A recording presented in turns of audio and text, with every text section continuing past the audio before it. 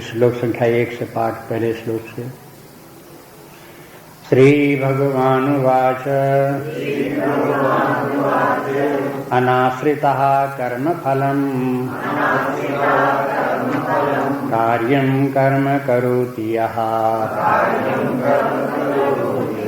स सन्न्यासी च योगी च न निरग्निर्न चाक्रियः यं सन्न्यासमिति प्राहुः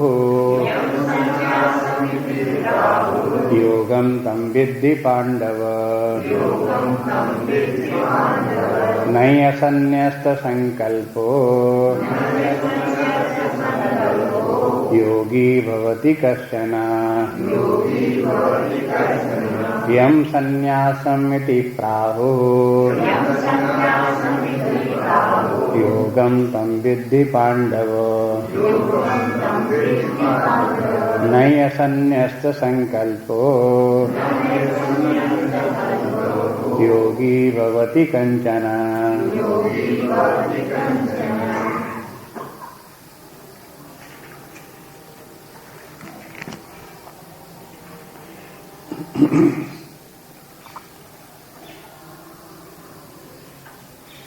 कल देख रहे थे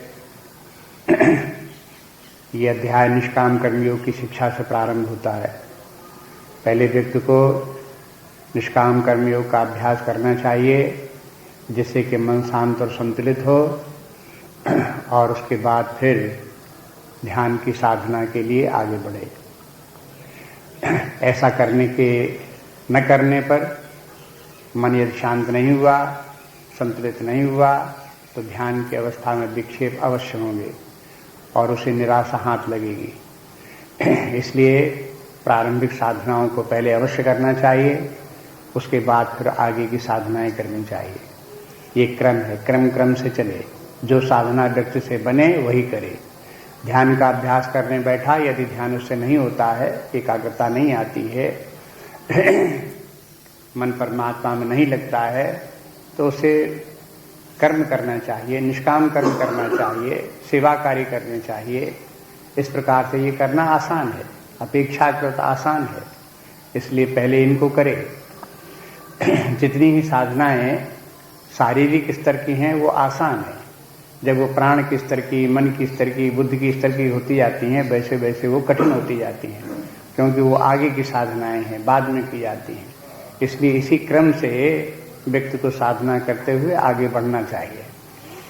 दूसरी बात इसमें ये भी बताई कि जो योग है वही संन्यास भी है। योग और संन्यास, जो निष्काम कर्म है, वही व्यक्ति को जब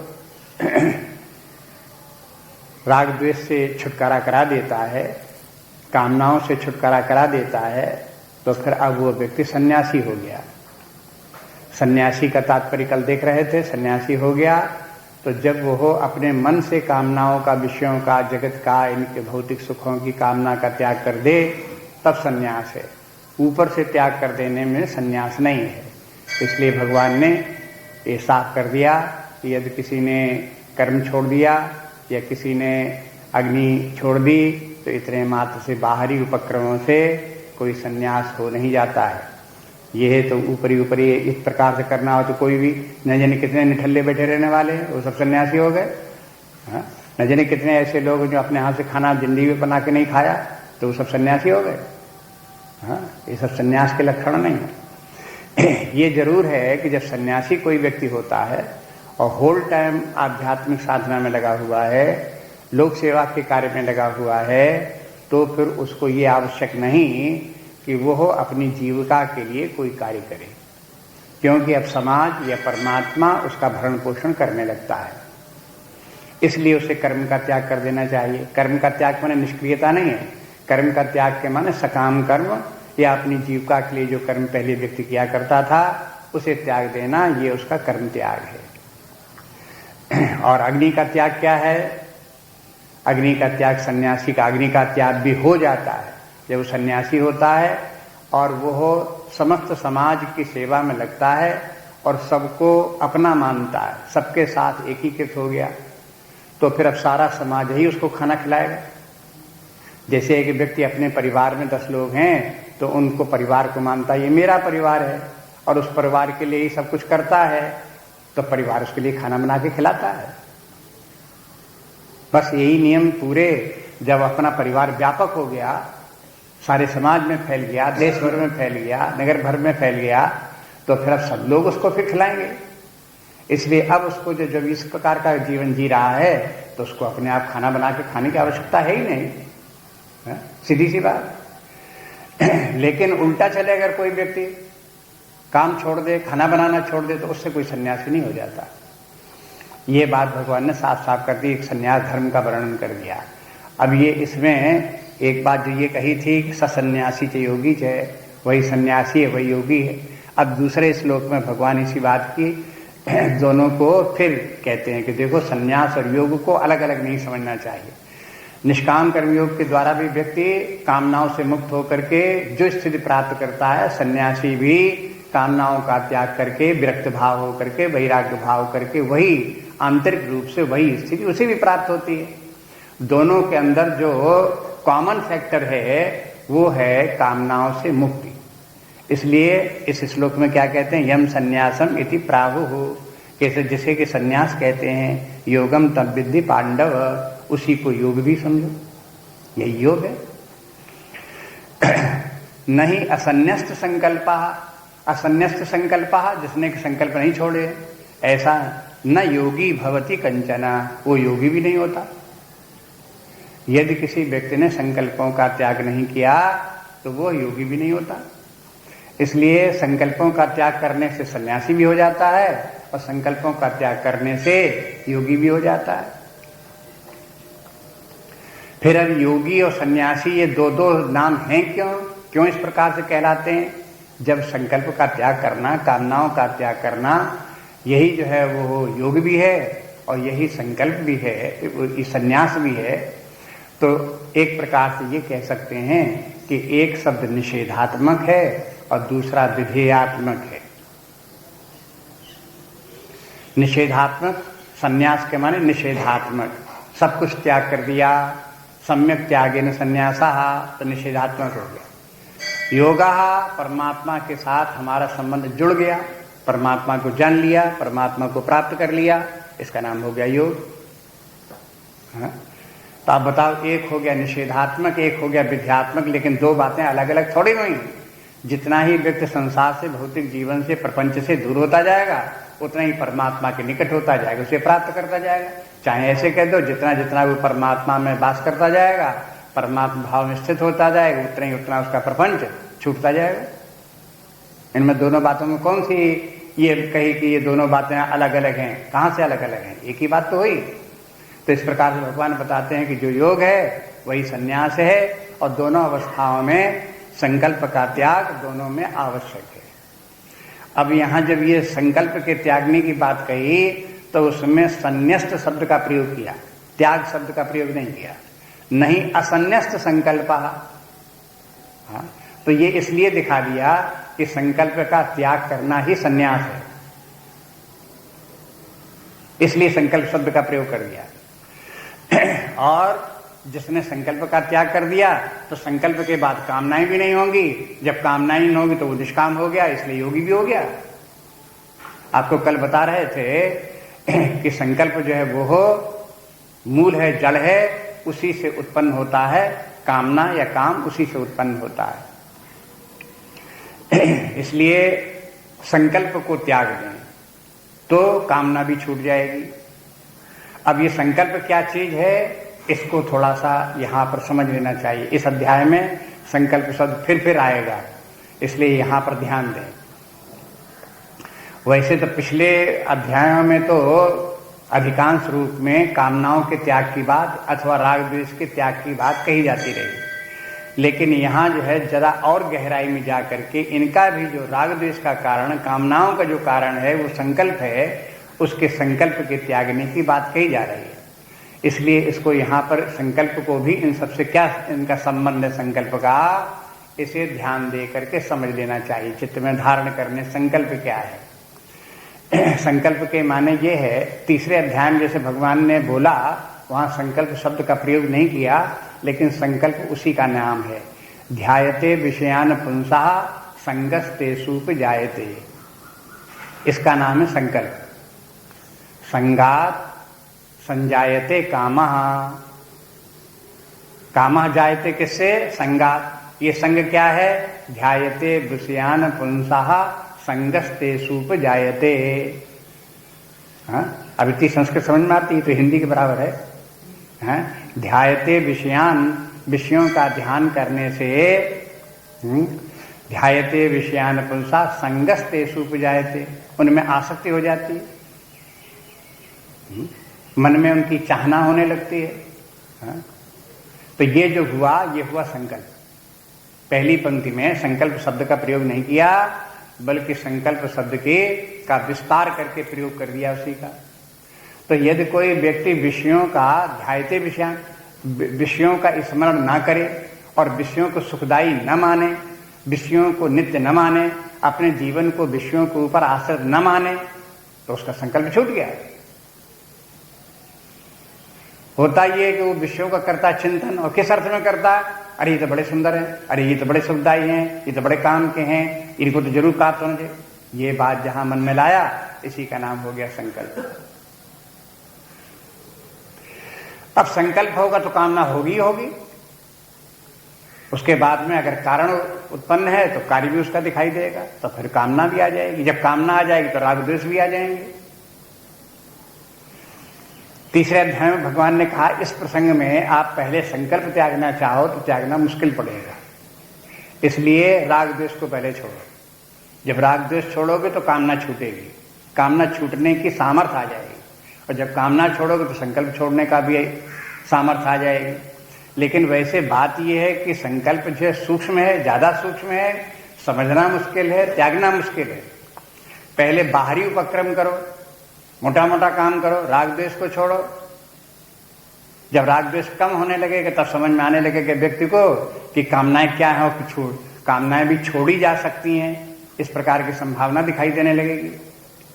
और जब कामना भी त्यागेगा वो, तो सब कामनाएं ना भी छूटे तो भी लगेगा कामना छोड़ी तो जा ही सकती है, इतनी कामनाएं छूट गई तो और भी छूट सकती है। तब उसको जब इतना उसके कारण से मन और अधिक शांत होगा और वो सूक्ष्मग्राही बनेगा, तो उसे यह भी पता लगे कि संकल्प क्या है और उस संकल्प को कैसे त्याग किया जा सकता है। संकल्प के त्यागने की बात समझ में आ गई तो फिर योगी और सन्यासी हो गया, उसका काम पूरा हो गया। संकल्प वैसे हिंदी में आकर के संकल्प शब्द जो हुए ऐसा है, प्रतिज्ञा के अर्थ में आता। हम संकल्प करते हैं कि ऐसा अवश्य करेंगे, प्रतिज्ञा करते हैं, ऐसे संकल्प का अर्थ आता। उसी अर्थ में ये भी है, लेकिन विषयों के प्रति संकल्प है कि ये विषय जो है वो सुंदर हैं, सुखदायी हैं, प्रिय हैं, लाभदायक हैं, उपयोगी हैं, इनके ऊपर जीवन निर्भर रह सकता है। इस प्रकार की जो धारणा मन में बन गई तो ये संकल्प ही है, विषयों के प्रति एक संकल्प है। इसलिए जो है ये है, व्यक्ति को इन संकल्पों का त्याग करना चाहिए। तो इससे संकल्प का अगर त्याग कर दिया तो वो सन्यासी भी हो गया और फिर योगी भी हो गया, दोनों काम उसके सिद्ध हो गए। निषेधात्मक रूप से सन्यासी हो गया, विधेयात्मक रूप से वो योगी भी हो गया। अब थोड़ा देखिए और आगे, यहां तक तो बात ये हुई, माने ये आवश्यक है कि व्यक्ति निष्काम कर्मयोग करे और संकल्पों का त्याग करके संन्यास भाव को प्राप्त करे, ये पहले आवश्यक हो गया। अब थोड़ी योग की बात जो चल रही थी उसके संबंध में भगवान फिर बताते हैं, क्योंकि ध्यान योग भी योग है, निष्काम कर्म योग भी योग है। योग के बने निष्काम कर्म भी व्यक्ति को परमात्मा को प्राप्त कराने के योग्य बनाता है, इसलिए वो भी योग है। और ध्यान भी परमात्मा को प्राप्त कराने में सहायक होता है, इसलिए वो भी योग है। इसलिए योग से, निष्काम कर्म योग से ध्यान योग की तरफ आगे बढ़ो। अब अगला श्लोक देखिए, तीसरा। आरुरुक्षोर्मुनिर्योगम कर्म कारणमुच्यते योगारूढ़स्य तस्यैव शमः कारणमुच्यते आरुरुक्षोर्मुनिर्योगम् कर्म कारणमुच्यते योगारूढ़स्य तस्यैव शमः कारणमुच्यते। इसका शाब्दिक अर्थ हुआ आरुरुक्षेर मुनि योगम। कोई मुनि योग में आरूढ़ होना चाहे तो कर्म कारण उच्यते, तो उसमें कर्म ही उसका हेतु बनता है। कर्म के द्वारा वो योग पर आरूढ़ हो सकता है। और योगारूढ़ से तसैव, और वही व्यक्ति यदि योगारूढ़ हो गया तो शमः कारण मुच्यते, तो फिर अब शम की आवश्यकता पड़ती है। शम के द्वारा फिर उसके आगे की गति, आगे की साधना शम के द्वारा चलेगी। इसमें पहली पंक्ति में है आरुरुक्षो और दूसरे में है योगारूढ़। ये शब्द वैसे ही हैं जैसे प्राचीन काल में लोग घोड़े पर चढ़ते थे, तो जो घोड़े पर सवार होता तो वो कहलाता था योगा अश्वारूढ़। अश्व पर आरूढ़, इसलिए अश्वारूढ़। जैसे अश्वारूढ़ होते हैं तैसे ही भगवान यहाँ कहते योगारूढ़ बनो।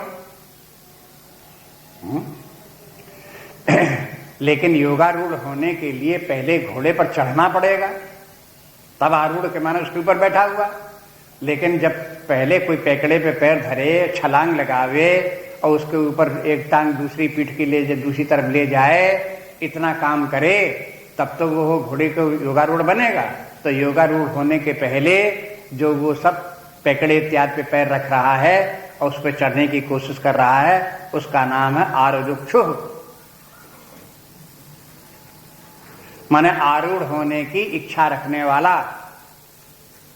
अब इसी प्रकार से, इसी उदाहरण से आप देख लो। अब आजकल घोड़ा में सही साइकिल देखो, हाँ?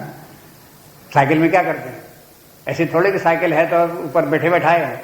अरे भाई, पहले पेडल के ऊपर पैर रखेंगे, दूसरा पैर उठाए निकाल करके सीट के दूसरी तरफ ले जाएंगे, उसके ऊपर बैठेंगे। तो ये साइकिल पर चढ़ने की तैयारी करना, चढ़ने की कोशिश करना एक बात है, और साइकिल की गद्दी पर जब बैठ गए तब अब क्या, अब बैठने की छलांग लगाने की जरूरत थोड़ी है। अब दूसरा काम है कि हैंडल को साधे रहो, बैलेंस बनाए रहो, शरीर को बराबर बनाए रहो, पैडल चलाओ। अब यहाँ दूसरा काम आ गया। तो जैसे एक के बाद एक काम यहाँ होते हैं, ऐसे ही योग साधना में भी एक के बाद एक काम होता है। और किस जगह किस हेतु की, किस साधन की जरूरत पड़ती है, और जब आगे बढ़ते हैं तब किस साधन की जरूरत पड़ती है, ये भगवान बताते हैं कि यहाँ देखो दो अवस्थाएं समझ लो। जबकि एक योग की साधना कर रहा है योगारूढ़, अभी योगारूढ़ हुआ नहीं, माने योगी व निष्काम कर्मयोग की साधना का अभ्यास कर रहा है, तो उसे करते समय कर्म की जरूरत पड़ेगी। बिना कर्म किए निष्काम कर्मयोगी नहीं बनेगा।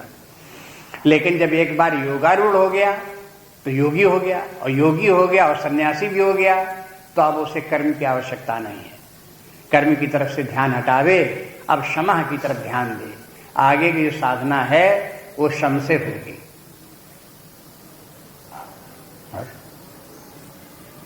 कभी कभी ये श्लोक लोगों को बड़ा कठिन लगता है, ये सब क्या मामला है, कर्म कारण उच्यते, क्षमा कारण उच्यते, एक एक सी पंक्तियां दोनों हैं, इसमें समस्या क्या है? अब पहली पंक्ति में जब कोई व्यक्ति योगारूढ़ होना चाहता है, मैं यानी निष्काम कर्मयोग की साधना कर रहा है, तो कर्म कारण उच्यते, तो उसको कर्म उसमें सहायक है। यहाँ कर्म के माने क्या है? देखो संस्कृत में अधिकांश रूप में जहाँ ये वेदांत इत्यादि के आते हैं, वहाँ कर्म को कहते हैं सकाम कर्म। और जो व्यक्ति के सकाम कर्तव्य कर्म हैं, जो व्यक्ति के कर्तव्य कर्म हैं लेकिन सकाम कर्म हैं, इतने को केवल संक्षेप में कर्म कहते हैं। जब कर्म बोले कर्म का त्याग करो, तो कर्म के त्याग के माने ये नहीं है कि कुछ न करो बैठ जाओ। कर्म के त्याग के माने हैं उन कर्मों का त्याग करो जो विषयों के प्राप्त करने के लिए, इंद्रिय भोगों के लिए जो कर्म किए जा रहे थे, उन कर्मों का त्याग करो। बाकी नित्य नैमित्तिक कर्म करते रहो, लोकोपकार के कार्य करते रहो, जिसके लिए परमात्मा ने शरीर दिया है उस हेतु ये शरीर को प्रयोग में लाते हुए कर्म करते रहो, उस कर्म के त्यागने की बात नहीं। इसलिए कहते हैं कि जब कोई निष्काम कर्मयोगी होगा तो उसे कर्म के संबंध में विचार करना पड़ेगा और कर्म करना भी पड़ेगा। जो व्यक्ति पहले से अपने कर्तव्य कर्मों को सकाम भाव से कर रहा होगा वही आगे चल करके कामनाओं को छोड़ करके योगारूढ़ बनेगा। कर्म को छोड़ देने से कोई योगारूढ़ नहीं बन सकता।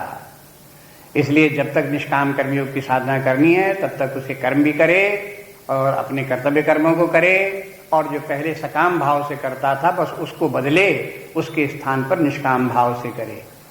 तो निष्काम भाव से जब कर्म करने लगे तो कर्म का विभाजन आ जाएगा। कितने प्रकार के कर्म होते हैं?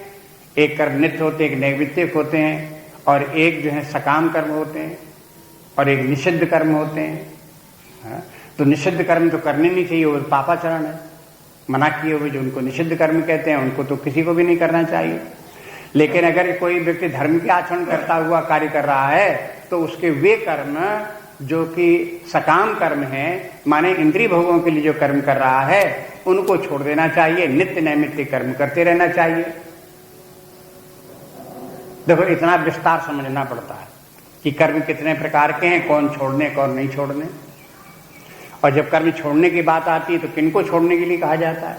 कामना छोड़ने की बात आती है तब किन कामनाओं को छोड़ा जाता है? एकदम से ऐसा नहीं कि सब कामनाओं को छोड़ दो, सब कर्मों को छोड़ दो, ऐसा नहीं होता है, वो गलत अर्थ हो जाएगा। इसलिए समझदारी के साथ में आगे पीछे पूर्वापर का संबंध जोड़ते हुए जगह जगह गीता में जो कुछ कहा गया है उन सबको ध्यान में रखते हुए अर्थ लगा करके देखो वास्तव में निष्काम कर्मयोग का क्या अर्थ है।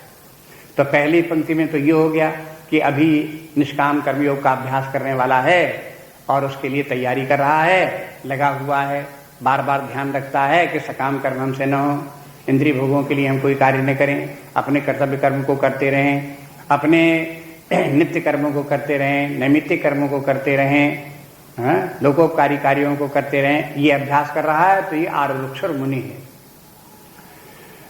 मुनि शब्द का भी यहां भगवान ने प्रयोग कर दिया, आरुरुक्षर मुनि योगम। अब मुनि योगम के तात्पर्य है कि अब वो आगे ध्यान योग करने जा रहा है इसलिए मुनि है। अब उसे निष्काम कर्मयोग करते हुए, योग साधना करते हुए निष्काम कर्मयोगी बन करके मुनि की उपाधि प्राप्त करके ध्यान योग की साधना करने जा रहा है। इसलिए दूसरी पंक्ति में बता दिया जहां योगारूढ़ हो गया तहां उस मुनि का क्या हुआ कि अब उसे ध्यान करना चाहिए। योगारूढ़ व्यक्ति ही ध्यान का अधिकारी है। फिर उसी बात को आ गए, अगर योगारूढ़ है तो मन शांत है, तो मन संतुलित है, तो मन बाह्य जगत के विषयों में अटकता नहीं है, उनकी चिंता नहीं करता, उनकी कल्पना नहीं करता, मन उधर से उपराम हो गया है। अब वह मन अपने स्थान पर हृदय में यथा स्थित है। ऐसे मन से अब हृदय में परमात्मा का ध्यान करेंगे तो इधर उधर भागेगा नहीं, अपने ठीक ठिकाने रहेगा और परमात्मा का ध्यान करेगा। तब इस समय जबकि योगारूढ़ हो गया और मन शांत है, एकाग्र है, अपने स्थान पर टिका हुआ है, भागता इधर उधर नहीं है, तब इस मन को क्या करना है? शमहा। ये मन का शम लक्षण है। शम के माने शम दम उपरति तितिक्षा श्रद्धा समाधान। ये सम दम, शम के माने मनोनिग्रह है। आपके मन, उसका फिर मन को, मन मानसिक बैलेंस को बनाए रखे। अब एक बार योगारूढ़ हो गया, मन शांत हो गया, और संतुलित हो गया, तो अब आगे क्या करे? ध्यान के लिए अपने मन को इसी प्रकार से नियंत्रित बनाए रखे, संतुलित बनाए रखे, दोबारा उसको गड़बड़ाने न दे। ऐसा करेगा तो वो फिर मुनि ध्यान साधना में सफल होगा। देखो ये उन लोगों का भी उत्तर है जो हजारों लोग ये पूछा करते हैं कि ध्यान के समय मन एकाग्र नहीं होता, इधर उधर भागता है। तो ये तो सबके साथ होता ही है, इसलिए ये भगवान को भी पता, उन्होंने पहले वही बता दिया कि मन ध्यान में इधर उधर न भागे, उसकी तैयारी पहले करके रखो, और वो इस प्रकार से करनी पड़ेगी। यही सही तरीका है। बाकी और लोगों को सरल तरीके के रूप में गलत सलत बातें कोई बता दे तो वो फुसलाने वाली बातें हैं। सही बात, असली बात यही है कि जब तक कि व्यक्ति का मन निष्काम होकर के बाह्य विषयों से उपराम होकर के अपने आप अपने चित्त में स्थापित नहीं होता, तब तक वहां अपने हृदय में परमात्मा का ध्यान मन नहीं कर पाएगा। वो बार बार उन्हीं काम्य पदार्थों में जिनकी कि उसकी जहां पर उसकी आसक्ति है उनकी तरफ वो बार बार भाग जाएगा, उन्हीं का स्मरण करेगा। तो अब देखो ये एक प्रकार की ट्रेनिंग है, मन को विषयों से उपराम करके अपने हृदय में ही स्थापित रखने का अभ्यास करना एक दो दिन की बात नहीं है। ये स्वभाव जब व्यक्ति का बदल जाए तो इस स्वभाव के बदलने के लिए व्यक्ति को निरंतर निष्काम कर्मयोग करना पड़ता है, वर्षों वर्षों वर्षों करना पड़ता है, तब बदलता जाके स्वभाव। ऐसा नहीं कि आज चलो पहले सवेरे के टाइम आज हम कर लेते हैं निष्काम कर्मयोग और कल से फिर ध्यान करेंगे, ऐसे नहीं हो जाएगा। एक दिन में निष्काम कर्म हो जाए, दूसरे दिन से ध्यान हो जाए, ऐसे काम नहीं। अगला श्लोक देखिए, चौथा। यदा हीनेन्द्रियार्थेषु न कर्मसु अनुसज्जते सर्वसंकल्प सन्यासी योगारूढ़स्तदुच्यते। यदा हीनेन्द्रियार्थेषु न कर्मसु अनुसज्जते सर्वसंकल्प सन्यासी योगारूढ़स्तदुच्यते। पिछले श्लोक में योगारूढ़ की बात आई थी, क्षमा कारणम उच्यते, अब इस श्लोक में उसका विस्तार कर दिया। कहते हैं योगारूढ़स्तदुच्यते, योगारूढ़ उसको कहते हैं। ये तो परिभाषा का तरीका है, जब परिभाषाएं कोई दी जाती हैं तो बताया जाता है ऐसा ऐसा ऐसा जो है उसे ऐसा कहते हैं, हाँ? तो ये परिभाषा हो गई। योगारूढ़ की परिभाषा क्या है? कहते हैं यदा ही नेन्द्रियार्थेषु, जब इंद्रियों के अर्थों पर और कर्मसु न अनुसज्जते, न तो इंद्रियों के अर्थ में कोई लिप्त होता है और न कर्म में ही लिप्त होता है, इन दोनों में आसक्तियां छूट जाती हैं। सर्व संकल्प सन्यासी, और समस्त संकल्पों का सन्यास हो जाता है। इसका नाम क्या हुआ? योगारूढ़। तो योगारूढ़ होने के लिए ये लक्षण हो गए, हाँ? एक तो इंद्रियार्थेषु न सज्जते। इंद्रियार्थ क्या है? विषय, इंद्रियां, श्रोत्र, त्वक, नेत्र, रसना, घ्राण, ये तो हो गई इंद्रियां। और शब्द, स्पर्श, रूप, रसगंध, ये हो गए उनके स्पर्श या विषय, हाँ? तो इन विषयों में शब्द, स्पर्श, रूप, रसगंध में जब जो है कोई व्यक्ति न अनुसज्जते, अनुसज्जते माने उनमें लिप्त न हो, आसक्त न हो, अटैचमेंट उनमें न हो, उनकी कामना हो। एक बात तो ये, और फिर इनके प्राप्त करने के लिए जो कर्म किए जाते हैं उन कर्मों में भी लिप्त न हो, माने उन कर्मों को भी न करे।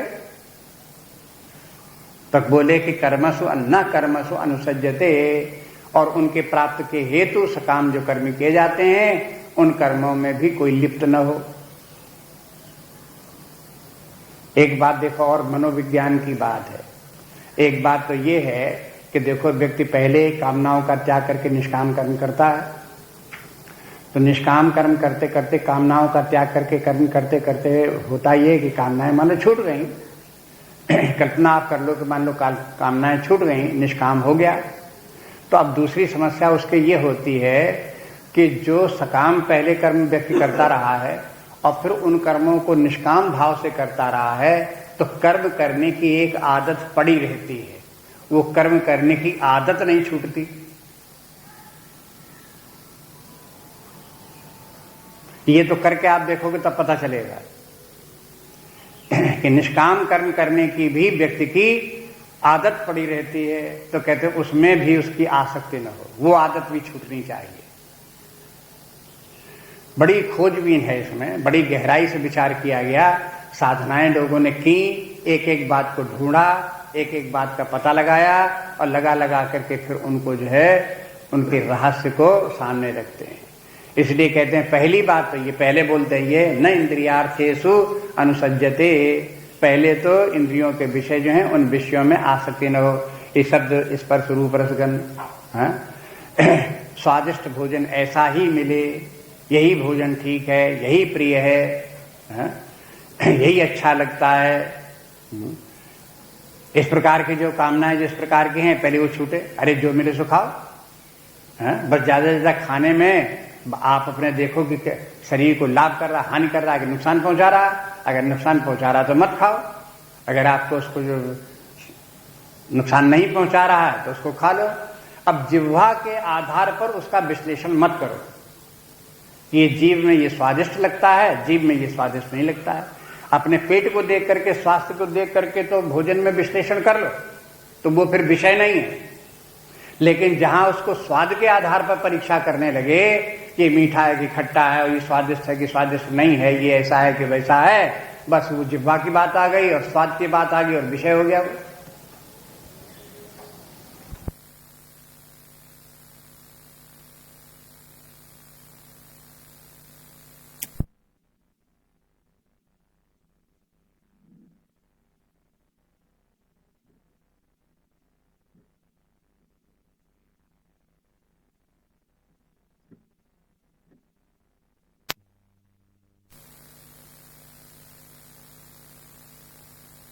अपने कि जो पहले सकाम कर्म करते रहे होंगे और फिर उन्हीं कर्मों को निष्काम भाव से भी किया होगा, तो जो निष्काम भाव से कर्म विषयों के लिए करते रहे थे, अब उन कर्मों का भी त्याग कर दो। क्योंकि जब विषयों का सेवन आपको करना नहीं है, तो विषय सुख को प्राप्त करने के लिए, उन वस्तुओं के प्राप्त करने के लिए जो कर्म किए जाते थे, उन कर्मों की आसक्ति को भी छोड़ दो। गुरुदेव इसका एक उदाहरण बताया करते थे, मनोरंजक उदाहरण। कहते थे एक बार ऐसा हुआ कि एक दुकानदार था, उसको अपनी सारी जिंदगी अपनी दुकान चलाता रहा। उसके लड़के बड़े हो गए, जब बड़े हो गए तो उनको अपनी दुकान पर उनको बैठाला, सिखा दिया दुकानदारी करना। लड़के बैठ गए, करने लगे। अब लड़कों के बैठे पिता उसके साथ साथ वो उनके भी बैठा रहे, लड़कों से काम करावे, उनसे ग्राहक पटाने का काम, उनसे सेल्समैनी का काम करावे। लड़के ट्रेंड हो गए। लड़के ने शुरू किया 20 साल 25 साल का, तब से उसने दुकान बैठना शुरू किया, 40 वर्ष का हो गया। हाँ, अब इतने 10-12 साल तक दुकान चलाने का काम, लेने देने का काम सब करता रहा वो। अब वो लड़के कहें कि पिताजी अब आप बेकार बैठते हो, दिन भर बैठे रहते हो, अब आपके बैठने की जरूरत नहीं है, अब हम सब कर लेंगे। बार बार जब हो तब वो कह दें। लेकिन पिताजी जो हैं उनको चूंकि सारी जिंदगी दुकान जाने का अभ्यास पड़ गया था, तो ऐसे ही करके सवेरे उठेंगे, नाश्ता वास्ता किए, तब क्या करें, चलो दुकान, पैर उसी दुकान की तरफ चल दें। न चाहते हुए, बिना काम के, कोई प्रयोजन नहीं, तो भी पैर अपने आप दुकान की तरफ चले जा रहे हैं। पहुंच गए दुकान पर, बैठे हुए। शाम को लड़कों ने दुकान अपने बंद कर दी, ताला लगा दिया और लड़के अपने घर की तरफ चलने लगे। लेकिन वो अपने बैठे रहे और ये देखने लगे लड़कों ने ताला सही लगाया कि नहीं, हिला के देख रहे हैं। ऐसा तो नहीं ताला लगाना, वो चाबी घुमा दिया। जब देख लिया कि हाँ ठीक लगा हुआ है ताला, तब कर गए। अब देखो, उनको दुकानदारी से कोई प्रयोजन नहीं, कुछ लेना देना नहीं, लेकिन ये कर्म क्यों हो रहा है, ये दुकान क्यों जा रहे हैं, ताला क्यों देख रहे हैं। माने एक समस्या है व्यक्ति की कि इस प्रकार की आदतें पड़ती हैं लोगों की। अगर आपको आध्यात्मिक साधना करनी और आगे बढ़नी है तो इस प्रपंच से बचना पड़ेगा, कर्म के जाल से भी छूटना पड़ेगा।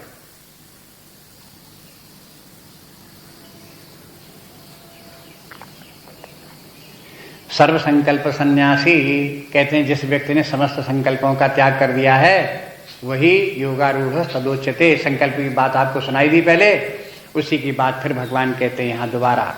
माने आग्रह, जब बात को किसी बात को रिपीट करते हैं तो उस आग्रह के लिए कि संकल्प का त्याग कर देना चाहिए। इसे संकल्प का त्याग होने पर व्यक्ति योगारूढ़ हो जाता है। योगारूढ़ होने पर व्यक्ति जो है फिर वो ध्यान साधना में सफल होगा, ध्यान में भी योगारूढ़ होगा और फिर आगे परमात्मा को भी प्राप्त कर लेगा, उसमें सफलता उसे प्राप्त होगी। इसे उद्धरेतात्मनात्मानं नात्मानम् अवसादयेत् आत्मैवात्मनो बन्धु आत्मैव रिपुरात्मना उद्धरेतात्मनात्मानं नात्मानम् अवसादयेत् आत्मैवात्मनो बन्धु आत्मैव रिपुरात्मना।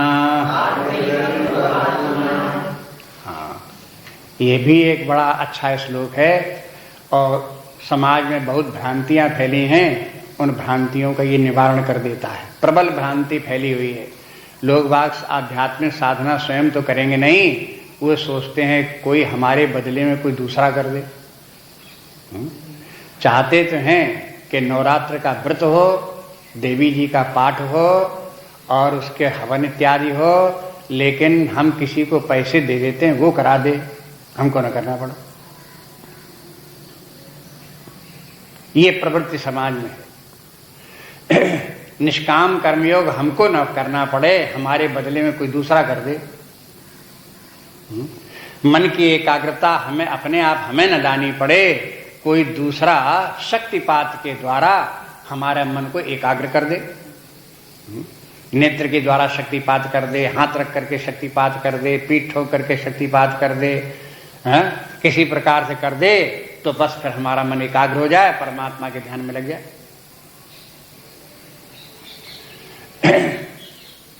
इस प्रकार के शक्तिपात का वर्णन कहीं गीता भर में नहीं है।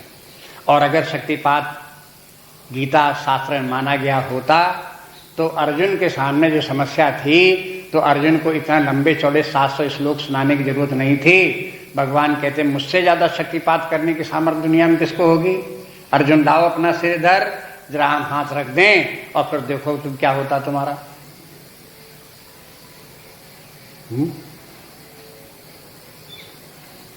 क्यों नहीं शक्तिपात किया उन्होंने? इस श्लोक में कहते हैं भगवान उद्धरेत आत्मनात्मानम, अपना उद्धार व्यक्ति को स्वयं करना चाहिए। नात्मानम अवसादयेत, अपने आप को गड्ढे में न डाले। और आत्मैव ही आत्मनो बंधु, अपने आप ही व्यक्ति अपना बंधु है। और आत्मैव रिपुरात्मना, और स्वयं ही व्यक्ति अपना ही दुश्मन है। अब बताओ जिम्मेवारी किसकी? इस श्लोक में साफ बात आ गई। बहुत व्याख्या की इसमें श्लोक में बात ही नहीं, साफ साफ भगवान ने कह दिया कि देखो उद्धरेत आत्मनात्मानम। हम उद्धरेत का एक तात्पर्य ये भी है सरकार कि हर व्यक्ति अज्ञान के कारण से माया जाल में, दलदल में, संसार की दलदल में पड़ा हुआ है। अब यहां से कैसे निकले? अपने आत्मस्वरूप को प्राप्त करे, परमात्मा को प्राप्त करे और उसका जो नित्य वैभव है, अनंत आनंद है, उसको कैसे प्राप्त करे? उसे स्वयं उसके लिए साधना करनी चाहिए, प्रयास करनी चाहिए। बस प्रयास करके वो इस प्रकार से इस दलदल से बाहर निकल सकता है, अपना उद्धार कर भी सकता है। और अगर मनुष्य न कर सकता होता तो फिर भगवान ऐसे कहते भी नहीं। जो बात असंभव होती क्यों कहते? संभव है और करना भी चाहिए। नात्मानम अवसादयेत, और ये कहते हैं अपने आप को दलदल में फंसाना नहीं चाहिए, गड्ढे में डालना नहीं चाहिए। अवसादन के माने नीचे नहीं डालना चाहिए, उसे अधोगति की तरफ अपने आप नहीं जाना चाहिए। तो कहेंगे ये भला कौन ऐसा होगा जो अपने आप को अधोगति में डालेगा, दलदल में फंसाएगा? कहीं ना, व्यक्ति डालते हैं अपने आप को अधोगति में, उनको सावधान करते हैं। अपने आप ऐसा नहीं करना चाहिए, सावधान रहो, संसार की दलदल में मत फंसो। कहते संसार की दलदल में हम थोड़े ही फंस गए, वो तो फंसा दिया गया। कहते फंसा वसा कुछ नहीं दिया गया, तुम स्वयं उसमें फंस गए। देखो इसके संबंध में भी एक छोटी सी कहानी रामकृष्ण परमहंस कहा करते थे, वो भी समझ लो। एक बार एक व्यक्ति रामकृष्ण परमहंस के पास गया, उन्होंने उससे कहा कि कहाँ तुम दलदल में पड़े हो, कहाँ तुम झंझन में पड़े हुए हो, तुम्हें तमाम दुख है, रोज क्लेश हैं, तो तुम छोड़ो, भगवान का भजन करो, मंदिर में आओ, भगवान की पूजा करो, क्यों जाल में फंसे हुए?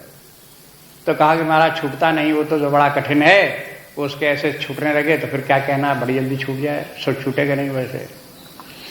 तो उन्होंने चुप रह गए। उस समय दूसरे तीसरे दिन जब वो आया तब तक रामकृष्ण परमहंस ने एक युक्ति सोच ली थी।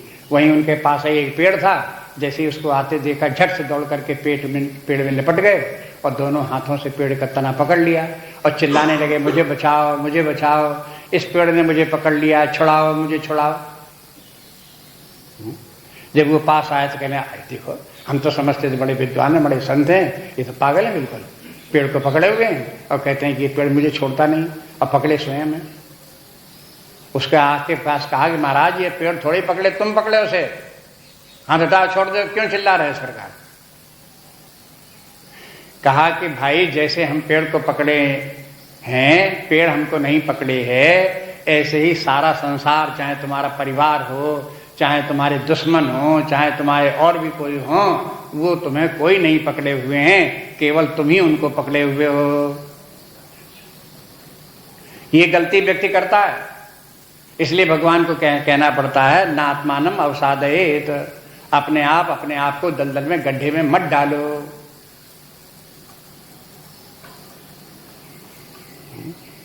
फिर कहते हैं आत्मनैव आत्मनो बंधु। अब देखो व्यक्ति का वैसे तो लोग कहेंगे कि हमारा ये दुश्मन, वो दुश्मन, वो दुश्मन। भगवान कहते हैं कि देखो कोई तुम्हारा दुश्मन नहीं, तुम अपने ही दुश्मन तुम स्वयं हो, और अपने आप ही तुम अपने बंधु भी हो, शत्रु नहीं हो, बंधु हो।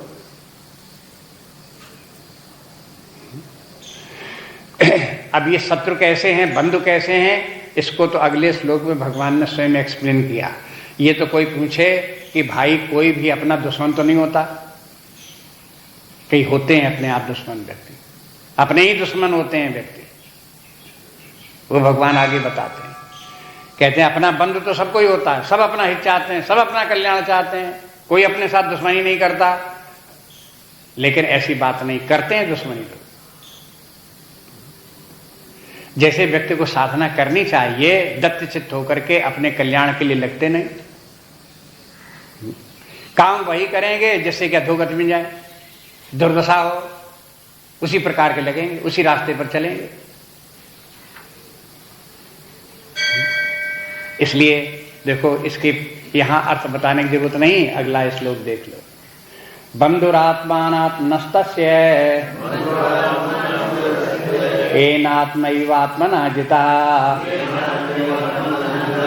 अनात्मनस्तु शत्रुत्वे वर्तेतात्मैव शत्रुवत्। बंधुरात्मात्मनस्तस्य एनात्मैवात्मना जितः अनात्मनस्तु शत्रुत्वे वर्तेतात्मैव शत्रुवत्। तो कहते हैं कि बंधु आत्मा आत्मनस्य, व्यक्ति आत्मा को माने अपने आप, व्यक्ति अपने आप अपना ही बंधु है। कौन सा है? एन आत्मैव आत्मना जितः, जिसने अपने आप अपने ऊपर विजय प्राप्त कर ली है। और अनात्मनस्तु, और जो अनात्मा है जिसने अपने आप अपने ऊपर विजय नहीं की है, शत्रुत्वे वर्तेतैव आत्मना शत्रुवत, वो व्यक्ति अपने साथ ही शत्रुता का व्यवहार करता है। अब देखो ये बात तो कौन अपने साथ अपना बंधु है, अपने आप हम अपने बंधु कैसे हैं, अपने आप हम अपनी शत्रुता कैसे करते हैं, इसमें जो मूल शब्द, एक मुख्य शब्द है, वो है आत्मना जिता। अपने आप अपने इंद्रियों पर विजय प्राप्त करना, अपने मन के ऊपर विजय प्राप्त करना। जित आत्मना, अपने ऊपर जय प्राप्त करना। जिसने अपने आप अपने ऊपर जय प्राप्त कर ली, वो तो अपने आप अपना बंधु है। और जो ये उसने ये नहीं किया, तो बस वही अपने आप अपने लिए शत्रु है।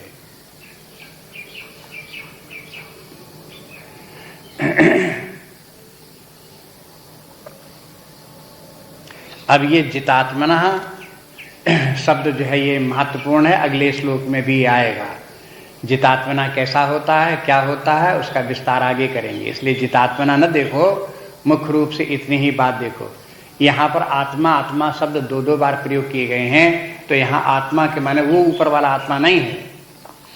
शरीर, देहात्मा, प्राणात्मा, मन बुद्धि, ये सब आत्मा के अर्थ में प्रयोग किए जाते हैं।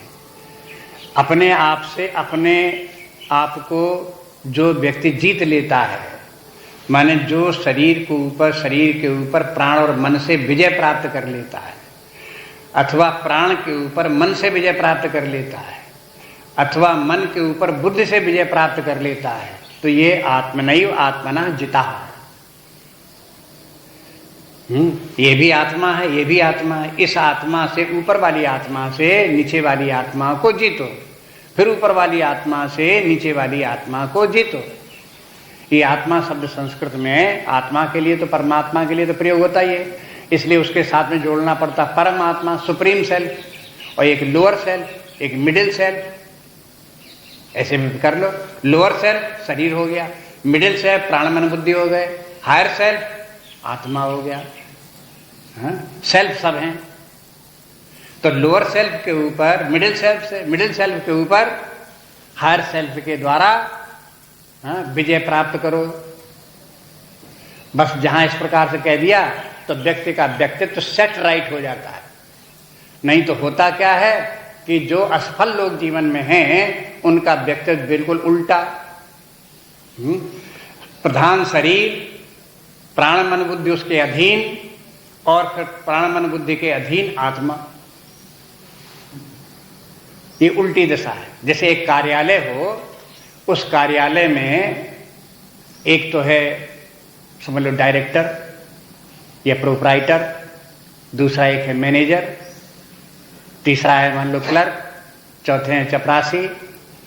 तो नियम क्या होना चाहिए कि जो डायरेक्टर है उसके अधीन जो है वो मैनेजर होना चाहिए, मैनेजर के अधीन क्लर्क होने चाहिए, क्लर्क के अधीन चपरासी होने चाहिए, तब तो दफ्तर का काम ठीक चलेगा। और अगर उसको उलट दो, सब बात जितनी चलेगी चपरासी की चलेगी, जितने क्लर्क हैं उनको सबको चपरासी की बात माननी पड़ेगी, और चपरासी की बात माननी पड़ेगी मैनेजर को, और मैनेजर की बात माननी पड़ेगी डायरेक्टर को। तो ऐसा दफ्तर कब तक चलेगा?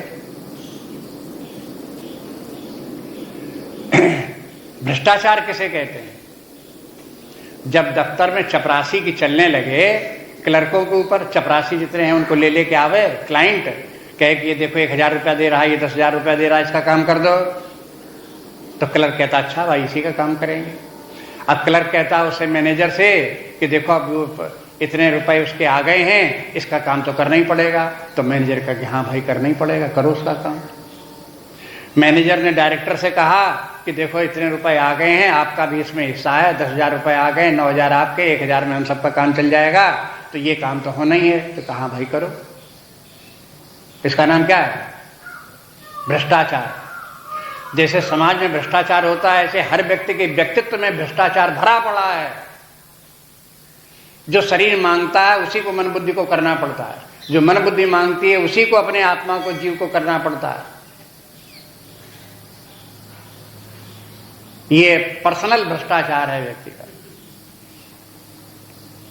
इसलिए चिन्मय मिशन में मैनेजमेंट, पर्सनल मैनेजमेंट के ऊपर बहुत बोला जा रहा है। स्वामी जी ने बोलना शुरू किया था, अब भी बोला जा रहा है। कई स्वामी लोग पर्सनल मैनेजमेंट के ऊपर लेक्चर देते रहते हैं। पर्सनल मैनेजमेंट के माने क्या है? मैनेजमेंट ऑफ द सेल्फ, अपनी पर्सनैलिटी का मैनेजमेंट। और उसका मैनेजमेंट यही है कि इसमें आत्मा जो उसको सुप्रीम रखो, बुद्धि को उसके अधीन रखो, मन को उसके अधीन रखो, प्राण को उसके अधीन रखो, शरीर को उसके भी अधीन रखो। इस प्रकार की व्यवस्था बनाओ तो आपका पर्सनल मैनेजमेंट हो गया। और फिर आप जीवन जिए के कार्य व्यापार करेंगे तो आप अपने ऊपर ही विजय प्राप्त किए हुए जिस क्षेत्र में जहां कहीं जाएंगे वहां आपको सफलता मिलेगी, जीवन में आध्यात्मिक विकास भी होगा, परमात्मा की प्राप्त होगी, सब हो जाएगा।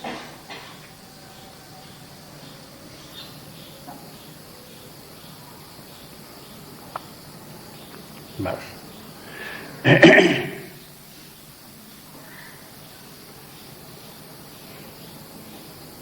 बस इसी के लिए यहां इस श्लोक में आत्मैव आत्मना बंधु, किस अर्थ में आत्मना आत्मैव बंधु? बंधु आत्मा आत्मनस्तस्य, अपने आप ही अपना बंधु उस समय व्यक्ति है। एन आत्मैव आत्मना जिता, जिसने अपने आप अपने हायर सेल्फ से लोअर सेल्फ के ऊपर विजय प्राप्त कर ली है, वो तो अपना बंधु है। और जो इससे हार गया है, लोअर सेल्फ से हारा बैठा हुआ है, तो वो हो गया अनात्मना। अनात्मना माने हायर सेल्फ उसका हारा हुआ है, लोअर सेल्फ ही जीता हुआ है। तो कहते शत्रुत्व वर्तेत, तो फिर वो अपने साथ शत्रु के समान बर्ताव कर रहा है। आत्मैव शत्रुवत, अपने साथ ही शत्रु के समान वो बर्ताव उसका जीवन में चल रहा है। बस अब इसके आगे कर नान्या स्पृहा रघुपते हृदय सुमदीये सत्यं वदामि च भवान् अखिलान्तरात्मा भक्तिं प्रयच्छ रघुपुङ्गव निर्भरां मे कामादिदोषरहितं कुरु मानसञ्च। श्री राम जय राम जय जय राम, श्री राम जय राम जय जय राम, श्री राम जय राम जय जय राम, श्री राम जय राम जय जय राम, श्री राम जय राम जय जय राम, श्री राम जय राम जय जय राम, श्री राम जय राम जय जय राम, श्री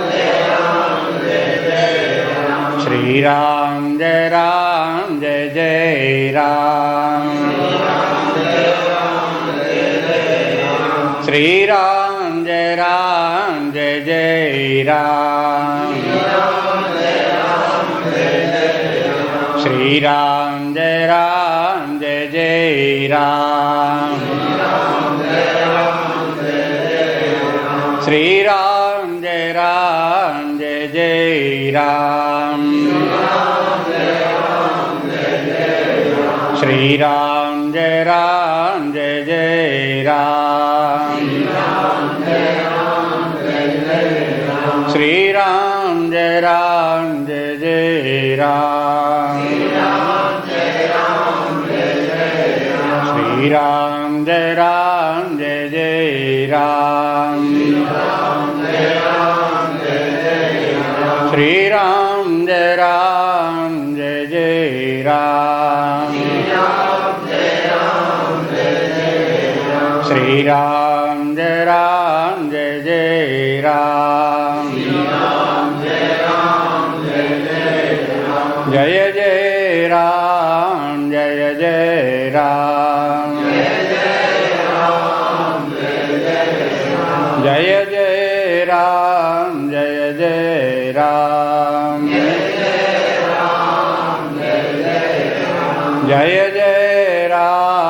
जय जय राम, जय जय राम जय जय राम, जय जय राम जय जय राम, ओम पूर्णमदः पूर्णमिदं पूर्णात् पूर्णमुदच्यते पूर्णस्य पूर्णमादाय पूर्णमेवावशिष्यते। ओम शांति शांति शांति। हरि ओम। श्री गुरुभ्यो नमः। हरि ओम।